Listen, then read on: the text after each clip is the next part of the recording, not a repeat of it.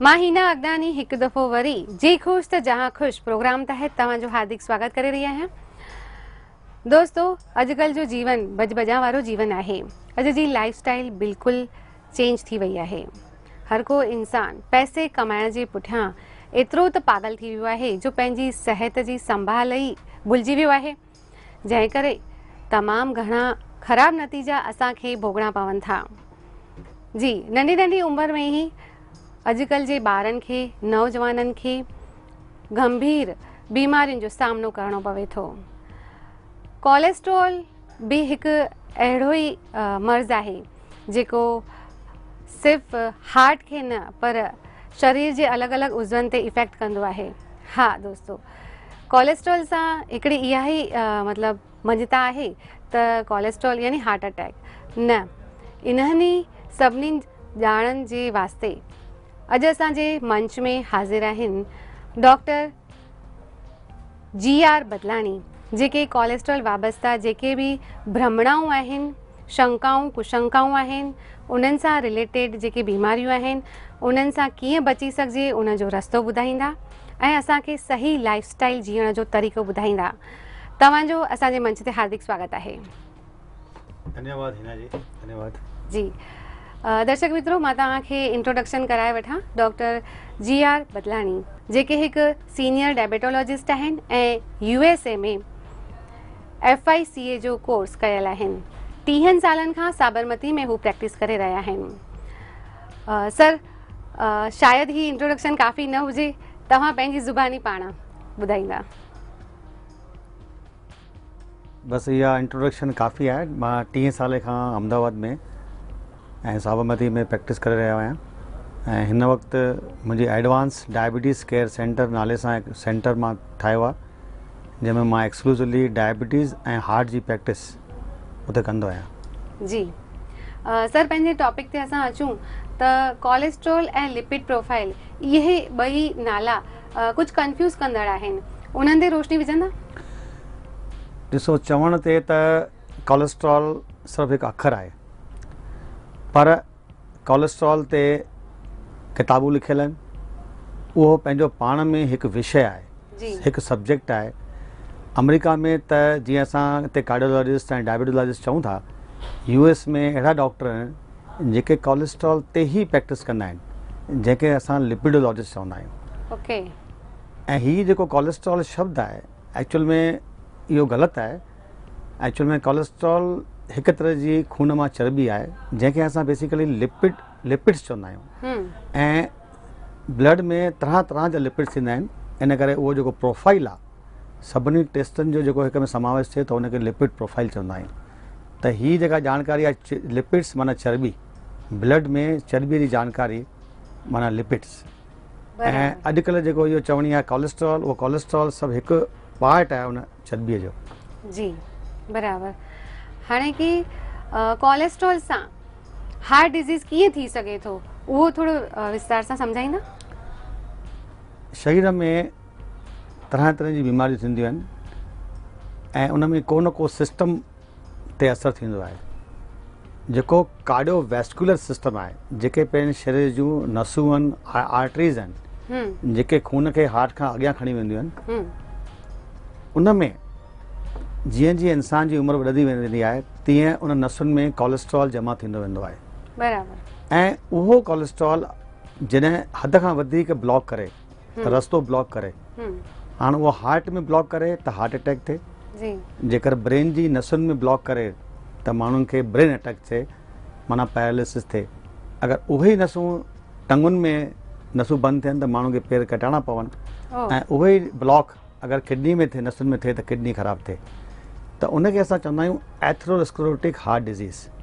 Cholesterol वधण सां, cholesterol त सभिनी खे थींदो ई आहे, पर जंहिंखे उनजी मात्रा वधीक हुजे, नॉर्मल लिमिट्स खां वधीक हुजे कंहिं कारण सां या कीअं, त उन्हनि खे ब्लॉक जल्दी अचण जी संभावना थींदी आहे।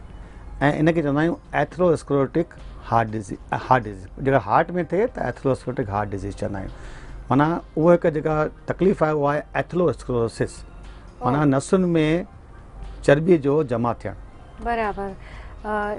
ही त तव्हां असांखे चङी तरह साफ़ नमूने ॿुधायो। असांखे त कोलेस्ट्रॉल जे बारे में इहा ॼाण ई न हुई।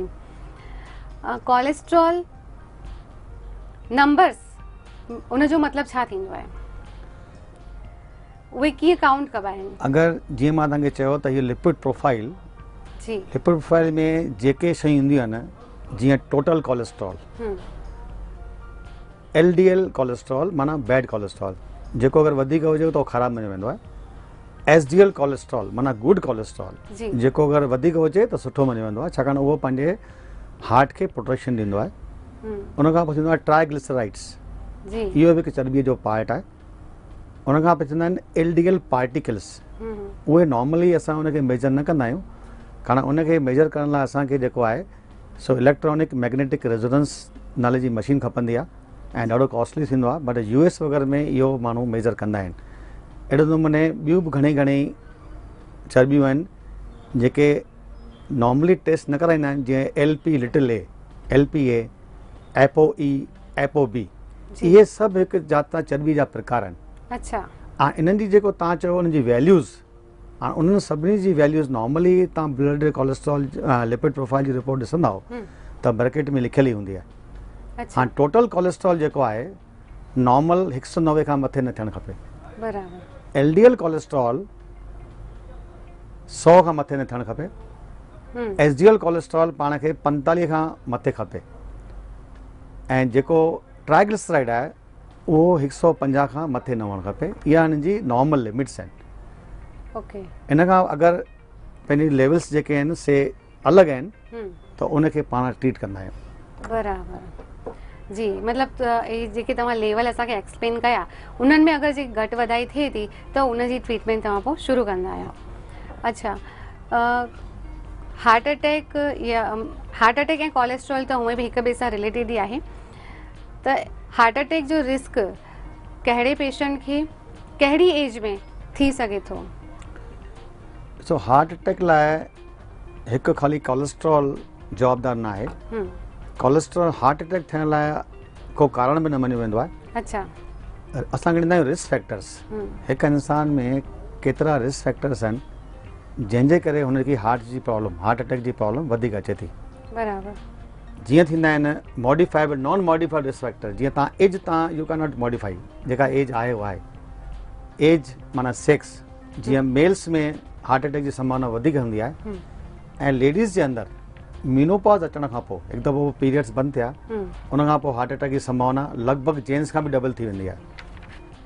त एज, सेक्स, रेस, जीअं एशियंस में, साउथ ईस्ट एशियन में हार्ट अटैक जी चांसिस ॾाढा वधीक हूंदा आहिनि कंपेयर टू वेस्टर्न जेके पंहिंजा काउंटर पार्ट्स आहिनि।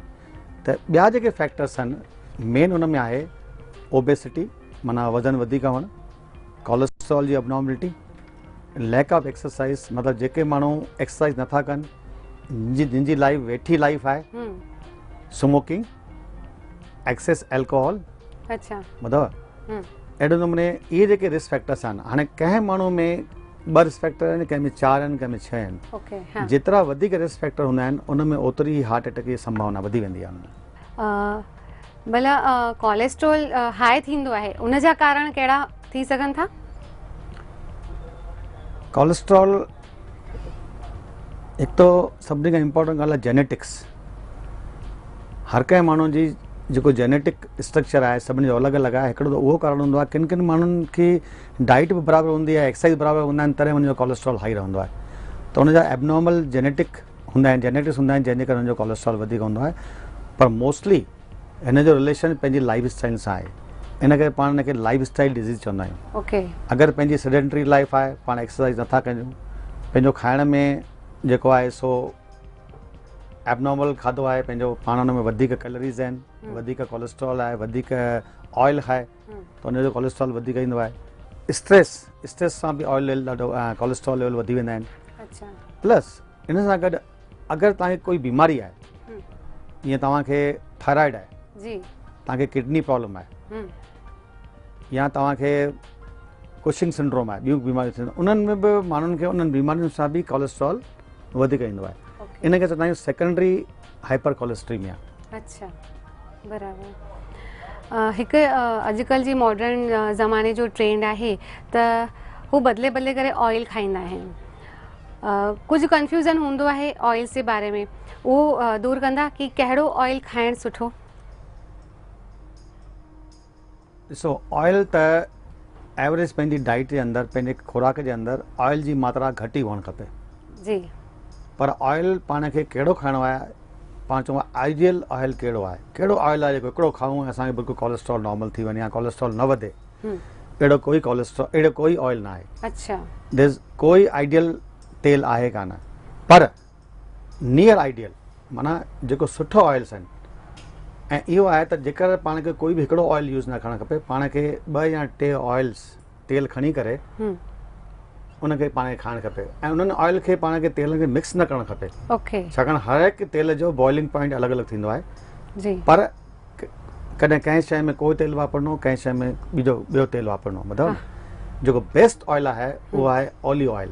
अच्छा। छाकाणि हीअ सॼी रचना जेका आहे ऑयल जी, जेको पाण सोचींदा आहियूं उहो थींदो आहे त जेको ऑयल में जेका फैट आहिनि उहे सेचुरेटेड फैट आहे या अनसेचुरेटेड फैट आहे। अच्छा। अनसेचुरेटेड फैट में 2 थींदा आहिनि, mono unsaturated and poly unsaturated. Okay. जेके सेचुरेटेड फैट आहिनि जी, जीअं बटर, चीज़ जी, घी, फ्राइड शयूं, इन्हनि में मैक्सिमम सेचुरेटेड फैट थींदो आहे ऐं उहो पंहिंजे शरीर लाइ नुक़सानकारक आहे। छाकाणि उन सां कोलेस्ट्रॉल वधीक मात्रा में वधंदो आहे। जेको पाण खे चवंदा आहियूं हेल्दी ऑयल आहे, ऑयल त हेल्दी थींदो ई न आहे, घटि खाइणु खपे, पर वरी बेटर जेको ऑयल आहे उहो आहे जंहिंमें मोनो सेचुरेटेड ऐं पॉली अनसेचुरेटेड फैट हुजनि। ऑलिव ऑयल सभिनी खां best is mono unsaturated fat. बराबर। जेको ऑलिव ऑयल में आहे, olive oil is the best oil, उनखे तमामु सुठो मञियो वेंदो आहे। पर जेकर पाण 2 या तेल रेगुलर यूज़ पाण डाइट में यूज़ कयूं, जीअं ॿिया तेल आहिनि, सरसों जो तेल आहे जी, ॿुधो न, सरसों का तेल, सफोला ऑयल ऐं सींग तेल बि खाई सघूं था, कॉटन सीड ऑयल। इहे जेके ऑयल आहिनि इहे पाण खे 2 या 3 तेल खणी करे उनखे पाण खे अलॻि अलॻि टाइम में पाण खे खाइणु खपनि, त हिकिड़ो लॻभॻि सम्झो त जेको आइडियल ऐं बेस्ट ऑयल आहे तव्हांखे उहो मिली वेंदो पंहिंजे शरीर खे। बराबरि।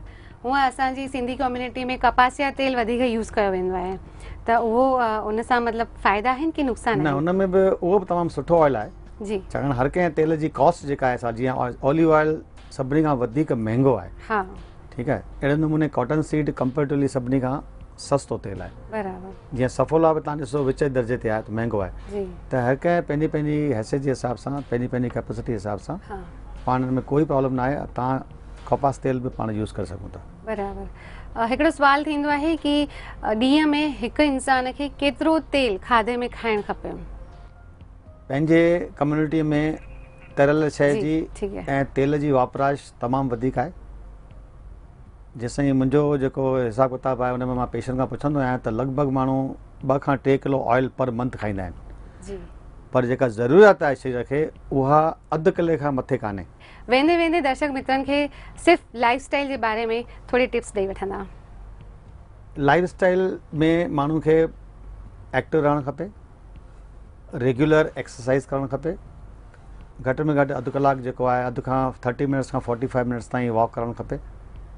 पंहिंजी डाइट में जेको आहे सो फास्ट फूड पाण खे अवॉइड करणु खपे, छाकाणि उन में मैक्सिमम ट्रांस फैटी एसिड थींदा आहिनि, तरियल शइ में ट्रांस एसिड थींदा आहिनि। ऐं वधीक की तव्हांखे एडवाइस ॾियां, तेल खे कॾहिं बि रीयूज़ न करणु खपे। हिकु दफ़ो यूज़ करण खां पोइ तव्हांखे उहो तेल रीयूज़ कंदा त हुन में वधीक वधीक ट्रांस फैट्स ईंदा, जेके हिकु तरह जा नमूना पॉइज़न आहिनि, उहे वधीक में वधीक पाण खे शरीर खे नुक़सानु कंदा आहिनि। खाइण जे अंदरि तव्हांखे जेको आहे सो फ्रूट्स, ड्राई फ्रूट्स जंहिंमें ख़ासि करे अखरोट, बादाम ऐं पिस्ता, इहे वेजिटेबल्स, इहे पाण खे वधीक खाइणु खपनि। जी सर, तव्हां असांजे मंच ते आया ऐं असांजे दर्शक मित्रनि खे कोलेस्ट्रॉल ऐं उन सां रिलेटेड बीमारियुनि जे बारे में विस्तार सां सम्झायो, तंहिंजे लाइ तव्हांजा धन्यवाद। दर्शक मित्रो, हींअर वक़्तु थियो आहे मोकिलाइण जो। वरी असां अहिड़े ई कंहिं इंट्रस्टिंग टॉपिक सां गॾु तव्हांजे साम्हूं रूबरू थींदासीं। तेसिताईं अलविदा, नमस्कार।